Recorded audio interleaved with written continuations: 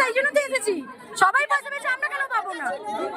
আমরা উদ্ধার করেছি পাইনি, আমরা প্রথমে আমি পেয়েছিলাম কিন্তু এবারে পাইনি। ভুল ডকুমেন্টস জমা দিচ্ছে, তার সত্ত্বেও তারা পাচ্ছে, আমরা সঠিক ডকুমেন্টস দিয়েও পাইনি, কেন পাবো না আমরা? বাৎসরিক আয় দিচ্ছে 60,000 টাকা, প্রতি মাসে কি 5,000 টাকা একটা সংসার চলে?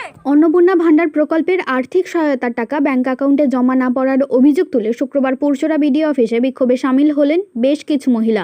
তাদের অভিযোগ, একই পরিবারের একাধিক মহিলা 2 দফায় 3,000 টাকা করে মোট 6,000 টাকা পেলেও বহু যোগ্য উপভোক্তার অ্যাকাউন্টে এখনও পর্যন্ত কোনো অর্থ জমা পড়েনি।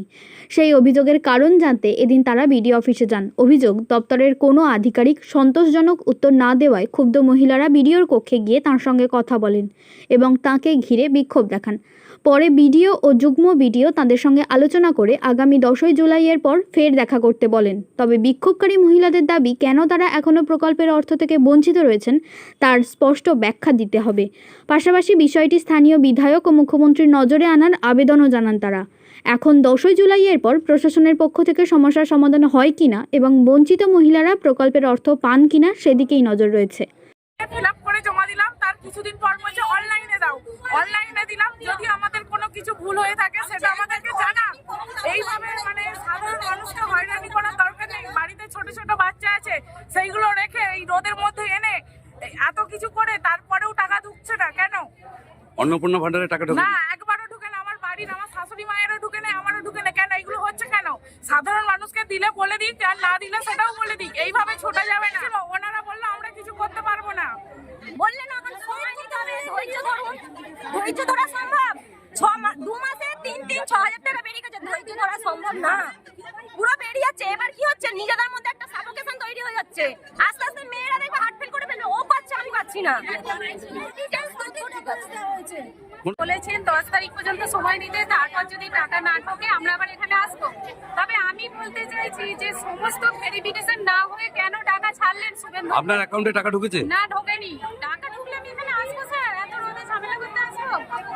টাকা যদি ভেরিফিকেশন যদি প্রথম থেকে সকলের হওয়ার পর টাকা ছাড়তে পারতো, যারা 6,000 করে টাকা পেয়ে গেল এখন অবধি, আমরা এখনো পর্যন্ত পেলামই না, তাহলে কত আশা করে বসে থাকবো? এরপর আরো 2 মাস ওয়েট করবো, করে 4 মাসের টাকা পাবো না, তারপর 4 মাসের টাকা কে দেবে? আমাদের শুভেন্দু অধিকারী দেবেন পার্সোনাল অ্যাকাউন্টে 4 মাসের টাকা দেবেন না তো? তাহলে কি করবো? বিডিও স্যার বলছেন 10 তারিখ পর্যন্ত অপেক্ষা করতে, তারপর এখানে আবার আসতে। তবে শিওর বলতে পারছেন না যে কি হবে, আমরা টাকা পাবো কি, আমাদের ভেরিফিকেশন বাড়িতে হবে কি, নতুন করে ফর্ম জমা আর হবে না, আমাদের পোর্টালে এন্ট্রি হয়ে গেছে অলরেডি আধার কার্ড দিয়ে, আর হবে না।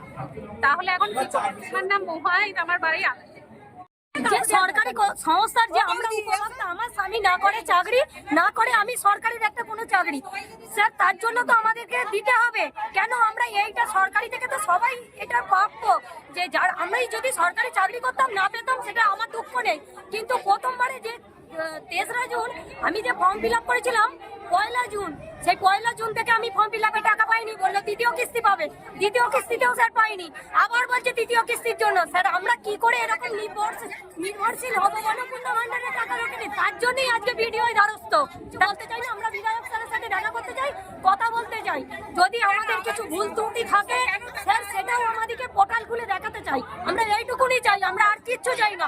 আমরা না চাই ঝগড়া, না চাই অশান্তি স্যার, আমরা কিচ্ছু চাই না। আমরা চাই বিধায়ক সাহেব আসুক সিএম স্যারের কাছে, এটা খবরটা উপরে যাক। ওর নাম পিউ হাইট, ডিবাদপুর বাড়ি, পুরসুরা থানার অন্তর্গত। তারা অথচ দিচ্ছে, তারা পেয়েছে। আপনাদের অ্যাকাউন্টে টাকা ঢোকেনি? না, আমাকে প্রথমে দিয়েছিল, এবারে দেয়নি। কি নাম? সরকার থেকে তো বলেছিল, সরকার থেকে তো বলেছিল সঠিক ডকুমেন্টস জমা দেবেন, তাহলে ভুয়ো ডকুমেন্টস আসছে কি করে? তাহলে ভেরিফিকেশন কি হয়েছে? আমি বলছি ভেরিফিকেশনটা তাহলে কি হচ্ছে? কি নাম আপনার? কি নাম? কি নাম? পুলিশ এসে অ্যাটেন্ড হয়ে গেল। হ্যাঁ? কি বলছে ভিডিও? কি বলছে?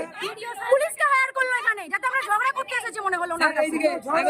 আমরা ঝগড়া করতে আসিনি, আমাদের শুধু আমাদের কথাগুলো বলতে এসেছিলাম। ঝগড়া করবো কেন?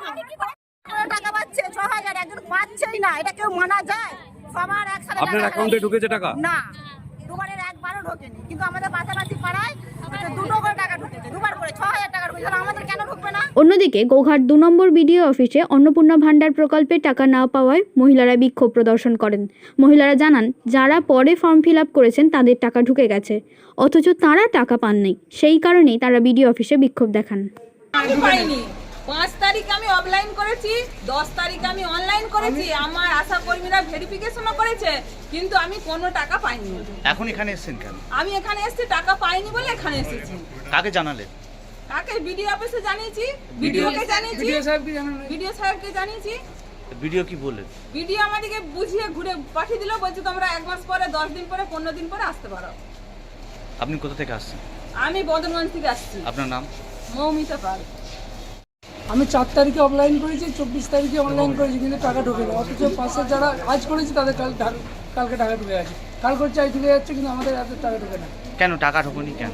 ঢুকে না, অথচ আমি বেকার, আমার কিছু নেই, কিন্তু আমার স্ত্রী পাইনি। অথচ যারা সরকারি কর্মী বড়লোক তাদের ঢুকছে। আপনার স্ত্রীর জন্য এসেছেন কেন? অন্নপূর্ণা ভান্ডারের জন্য টাকা ঢুকে না। আপনি কোথা থেকে আসছেন? আমি আসছি খাটুল থেকে। আপনার নাম? আমার নাম সৌমেন চৌধুরী। শীততাপ নিয়ন্ত্রিত অত্যাধুনিক রেস্টুরেন্ট ময়ূখ রেস্টুরেন্ট। এখানে পাবেন চাইনিজ, পোলাও, বিরিয়ানি, তন্দুরি সহ সমস্ত রকম খাবার। এছাড়াও কাস্টমারদের সুবিধার্থে হোম ডেলিভারির বিশেষ ব্যবস্থা রয়েছে। পাশাপাশি যে কোনো অনুষ্ঠানের জন্য ভাড়া দেওয়া হয়। আমাদের ঠিকানা খানাকুল হেলান সংলগ্ন তিলক চক। Phone number 8617492616 9732162360। সেরা খাবারের স্বাদ পেতে আজই আসুন ময়ূখ রেস্টুরেন্টে।